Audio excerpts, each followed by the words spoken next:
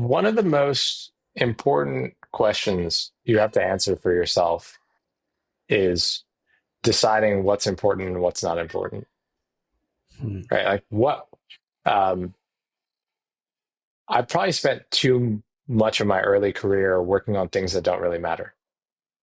And um, I remember I was at the tennis court and there's a VC that I would sometimes hit with named David. And David was like, cool, like, what are you working on? And I told him about what I was working on at the time. And he was like, okay, like if it goes phenomenally well, what's the impact it will make? And I told him, and he's like, man, you're a smart kid. Like you're really capable. Don't you think you could do like more? Like you could make a bigger impact? And um, it was an interesting wake up call of, yeah, I should work on things that matter. And I should do it in the way that is authentic to myself. And authentic to myself was never, I'm going to run around like with, like a chicken with my head cut off, like constantly, like da da da, da like next da da da. I actually met one of these guys recently. I jumped on the phone. They wanted some help scaling like a e-commerce thing that they have, and um, I was struck by how frantic this guy was. He was so frantic. It was like everything had to happen yesterday. And if it didn't, it was a disaster. And they have like, this much time that they can do this thing in. And if they don't, they're going to miss their window and all this money that they raise. And it's like all these stories, story, story, story, story, story. And I think that for a lot of like venture backed businesses, that's what VCs want to see. They want to see it's like you're constantly frantic, like you're just there, you're like twitching almost like to get Yeah. things done effectively. And I take a different path than that. I kind of always have taken a different path than that because to me, it's not about the quantity of things that you do.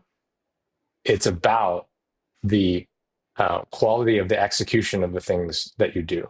And so, yes, you can take 20 minutes to find the right move on the chessboard and then make it.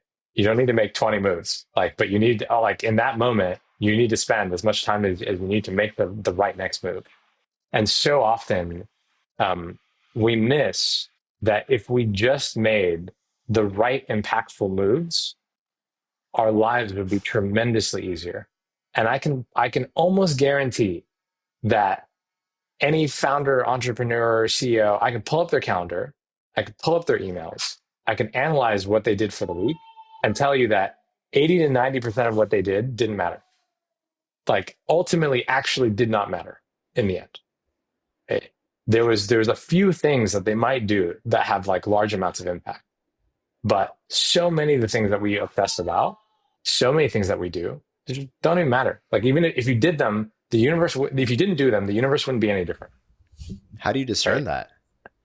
Like in that example of like pulling up the CEO's thing, like how do you, oh man, it's I know there's like the Eisenhower matrix of what's important, what's urgent and all that, but it feels like in most moments, everything is important. How do you, I mean, can I take a pass at that before we pass it to Rock? yeah. So, My gut is that this could be oversimplifying it, but my gut is that man. Like I my experience with the Eisenhower matrix, which is the important non-urgent quadrant, is that you really just know. Like it's really not that difficult. I have a friend was on the show, Jason Vander. Remember him, Omid? Oh, And so dope. Yeah. he's like the king of not overcomplicating things, Rock. And he's like, I was like, how do you do this? He goes, I don't know. It's just this is what I would do, so I did it, and it's so simple. And I'm just like, okay, well, let me. And I was like, let me try it. And so it turns out that oh my in a lot of God. circumstances, you do know what's important, and every now and again you mess up, but that's how you learn. But Rock, I don't know. I'm curious, what's been your experience with it, man? Like we have to put in the show notes that video from the real estate guy who just talks about just doing it. Oh, do you Oh, remember what oh, I'm yo, talking oh, about? Yeah.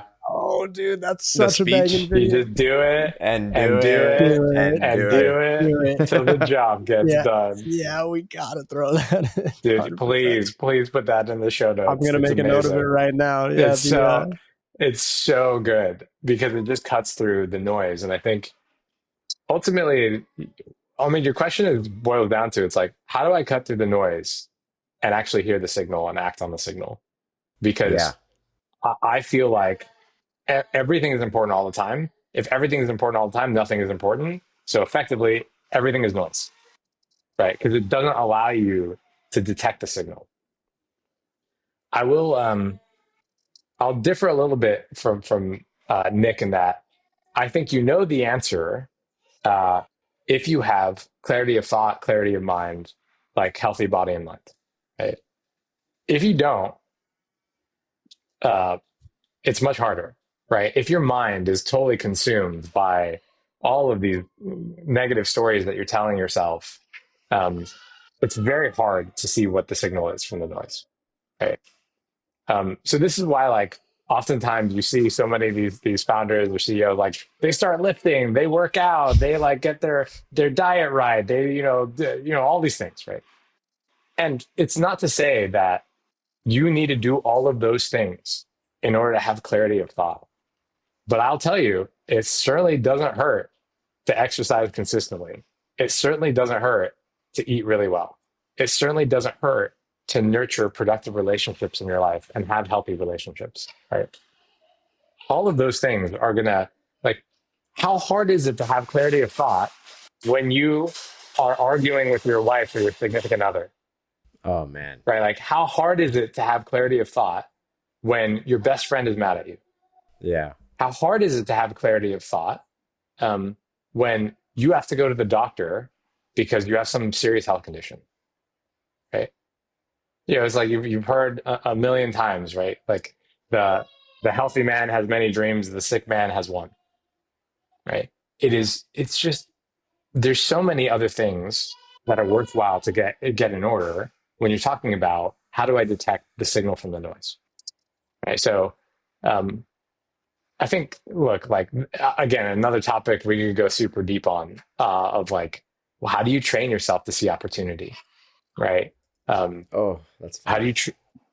yeah, like how do you train yourself um, to uh, like in the crowded room of potential, see the actual possibility that's the way forward,